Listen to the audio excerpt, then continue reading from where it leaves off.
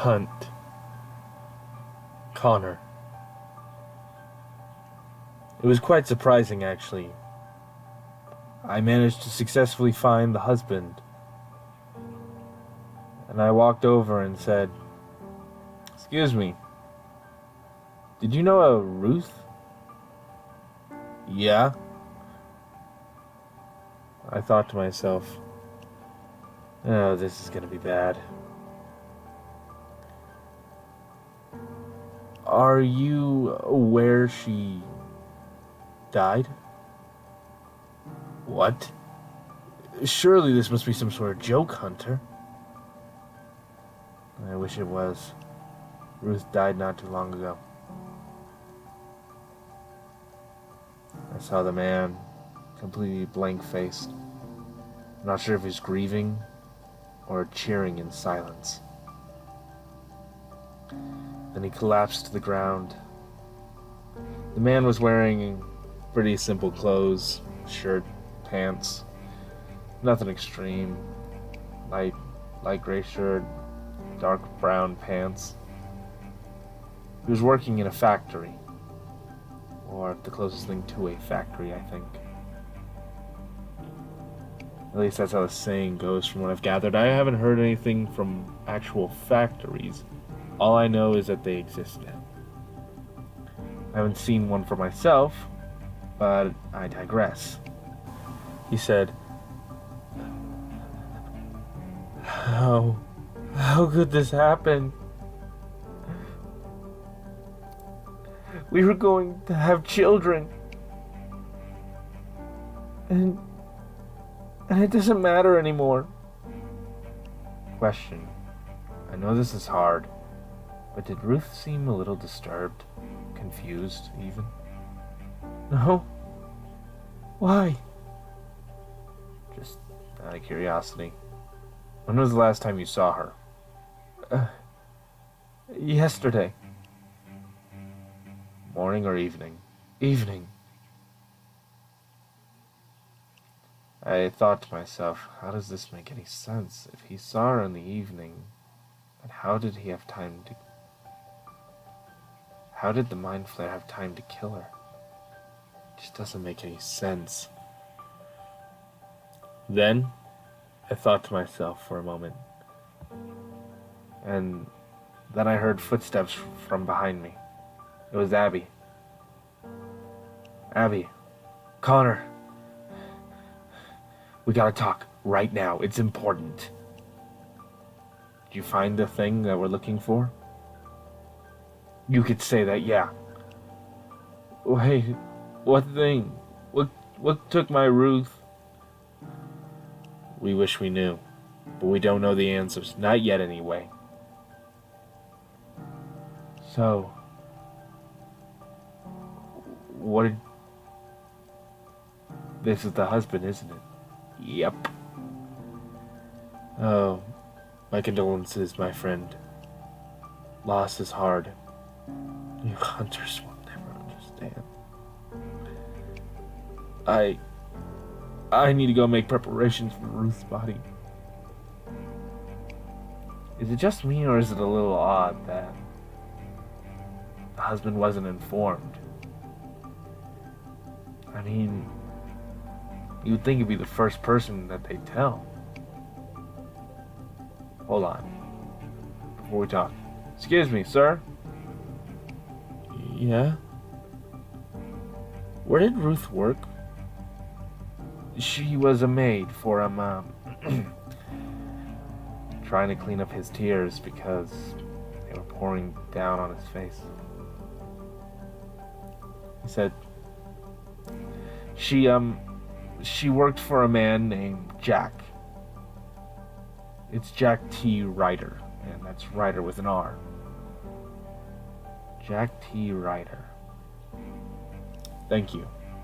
I promise, find the thing that did this and burn it. And put it down." He nodded. A grateful expression.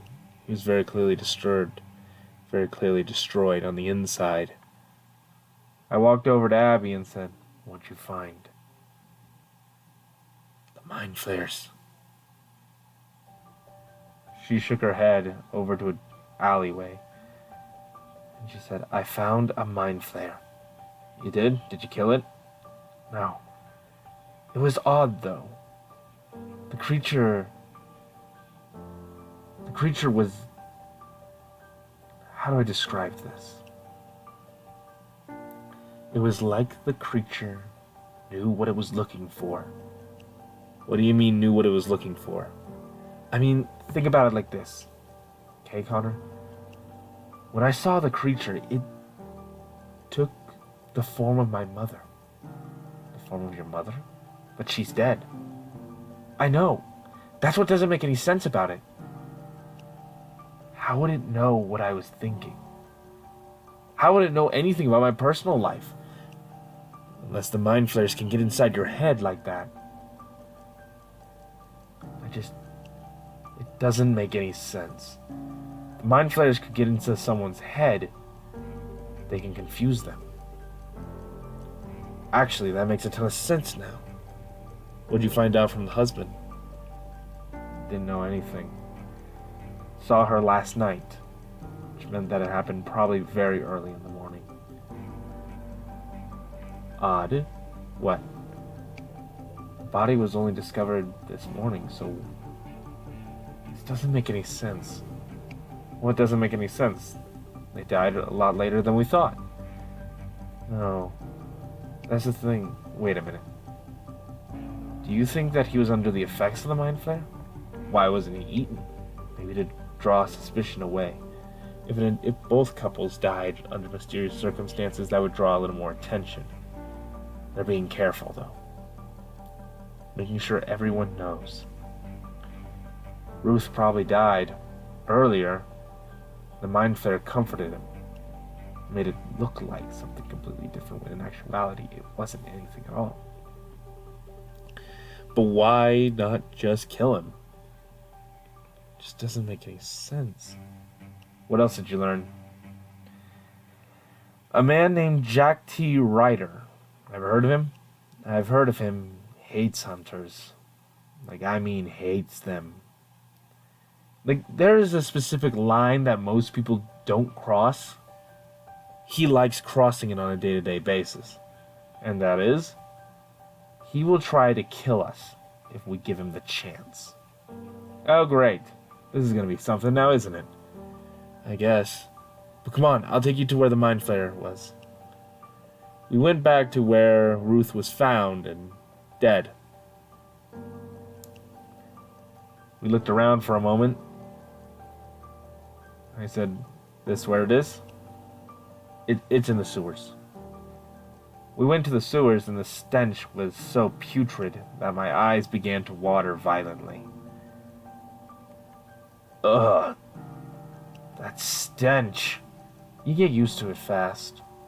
No, I don't think I'll ever get used to this. Well, you kind of really don't have a choice in the matter. Of course I don't. We searched the entirety of the sewers for hours. The long, dark hallways was a perfect place for an ambush. So why didn't we find anything? She took me back exactly where she said she saw her mother. And nothing.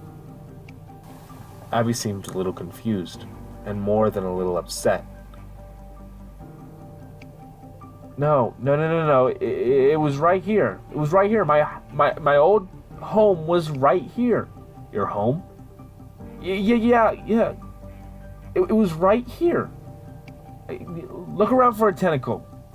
There's gotta be a tentacle. Most likely not. What do you mean? If the tentacle landed on the pathway, then, well, it wouldn't have mattered, because the mind flayer most likely would have taken its tentacle back to either try and put it back on, or to prevent us from finding any evidence of it. And if it went into the water, we'll never see it again. You think I'm crazy, don't you? I never said that. It's okay, you're fine to believe whatever you want. You won't believe me. You don't, do you? Abby, I believe you saw something. Now what that thing is, I can't say. but I do believe you saw something.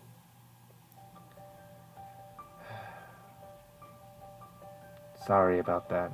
I'm just tired of not people thinking I know what I'm doing. I'm tired of not being trusted. Well, I trust you completely. Then we heard movement from behind us. I drew my blade and was ready for a fight. But out came a woman. Are you okay? She just stared at me. And specifically me.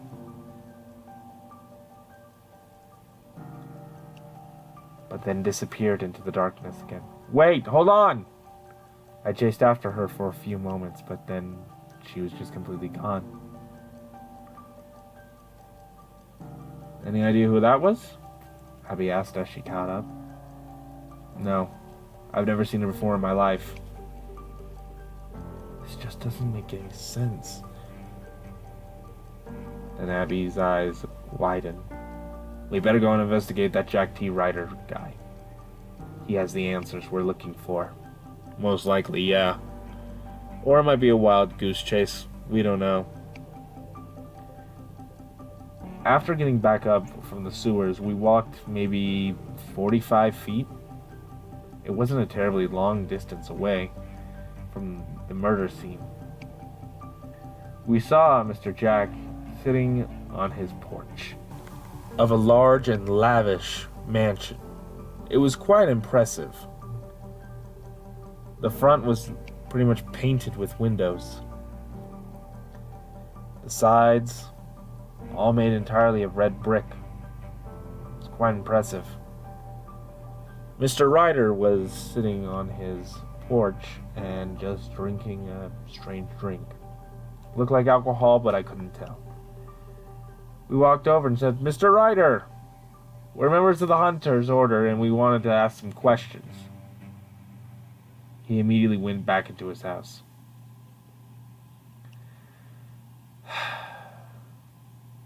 This is going to be a lot harder than we thought. Ioana can break down the door, I said, in a sarcastic tone. You do that, we give him more reasons to hate us. Does he need more, or is he going to just live with the idea that he hates us? Connor, let's not make more enemies than we already have. Please, it's been a long day for us both already, and I'm not willing to let this go. Fine. We walked past the gate and into the yard, which had a pathway and was surrounded by grass. We walked over and knocked on the oakwood door. It was cherry in color. He opened the door and said, "What do you want?" Hey, easy now.